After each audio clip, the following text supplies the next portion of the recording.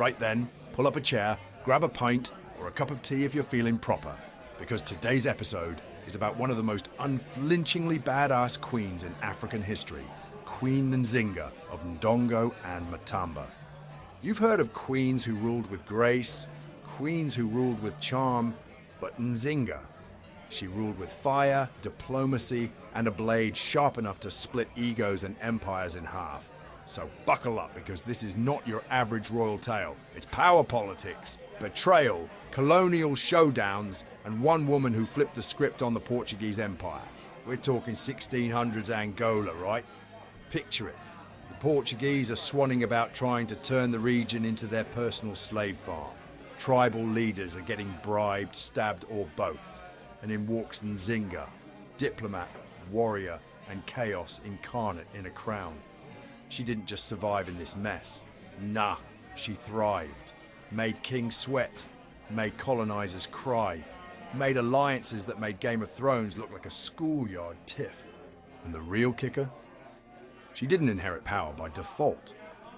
Oh no, she took it, snatched it from the jaws of tradition, kicked patriarchy in the teeth, and ruled two kingdoms like it was a casual Tuesday. So pour yourself something strong, you're gonna need it. Because Queen Nzinga's story, it's wild, it's fiery, and it's soaked in strategy, rebellion, and enough sass to power a revolution. It's the early 1600s in Central Africa. You've got kingdoms like Ndongo and Matamba doing their thing, running trade, managing alliances, occasionally knocking heads with the neighbours. Life's complicated, but manageable.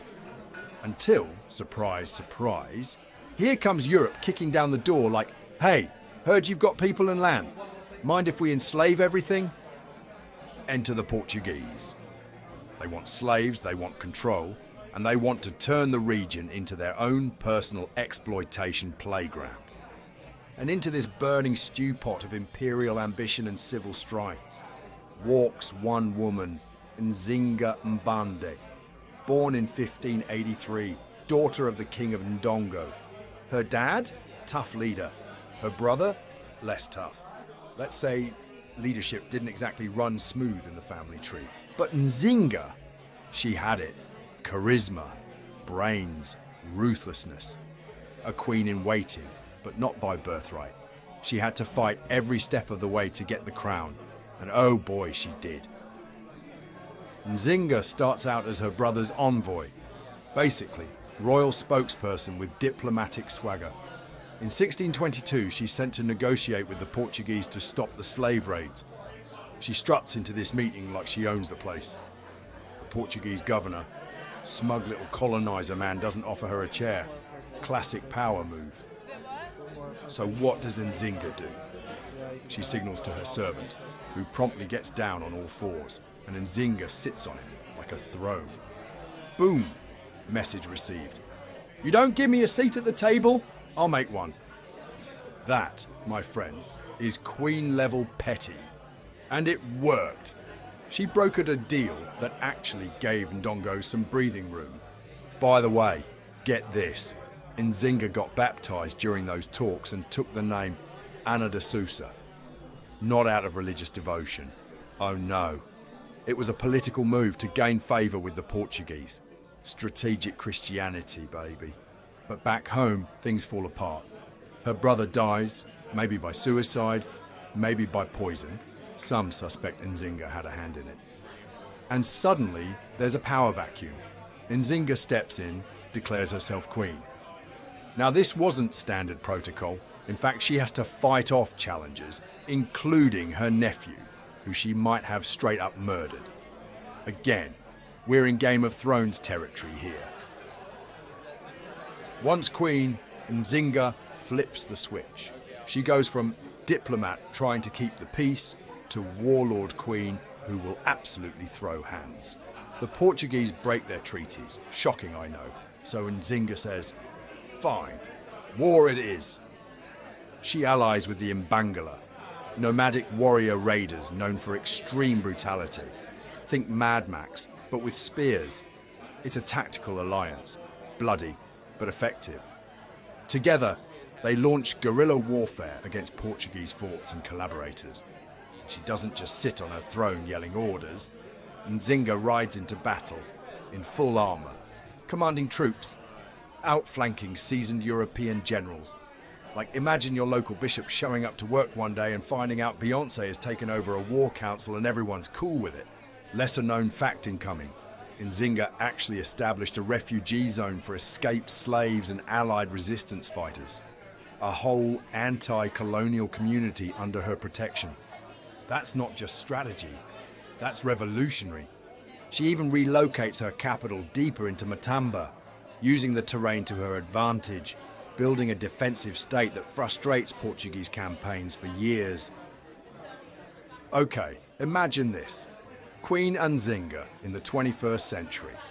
She's got Wi-Fi, Twitter, and maybe a few tanks. She's calling out European leaders in threads that go viral in 14 countries. She's got TikTok clips of her dunking on colonizers with animated subtitles and lo-fi beats. Or, picture this, Nzinga with steamships. Industrial warfare. She could have flipped the entire Atlantic slave trade on its head. Instead of Africa being carved up by Europe, maybe Nzinga becomes the founder of a Pan-African empire that scares the daylights out of every European monarch. Would have made the British Empire pack up by tea time. Nzinga is one of those rare historical figures who forces you to ask, what is righteous leadership? She made brutal choices, murdered rivals, allied with terrifying war bands, double-crossed colonial governors, but she did it all in service of a singular mission: protect her people, preserve her nation, and push back against enslavement. Was there moral clarity in her decisions? Not always. Did she act with purpose? Absolutely. Did she embody integrity? Within her values? Yes. She didn't pretend to be a saint. She was a lioness guarding her den. And let's be honest, if she were a man, she'd be called a hero without question. Nzinga's strategic genius often gets clouded by the fact that she was a woman doing what men did better. Nzinga died in 1663 in her 80s, having fought the Portuguese to a standstill, ruled for decades, and ensured her kingdom survived long after she was gone. That alone puts her in the Hall of Fame of anti-colonial icons. And while history sometimes brushes her off as just another rebel queen, let's not forget, she was fighting before it was cool, before revolution had hashtags, before resistance was trending. Nzinga was out there, sword in hand, saying, "You will not take my land, you will not take my people, and you will not take me lightly." So, next time someone says one person can't stand up to an empire, tell them about Nzinga. And maybe, just maybe, sit on a throne made of your enemies. Stay curious, stay sharp, and stay just sober enough to remember it all. This was just a swig of history, and if it wasn't in your textbook, it bloody well should have been. And before you go, do a brother fav, like, share, and subscribe. Cheers.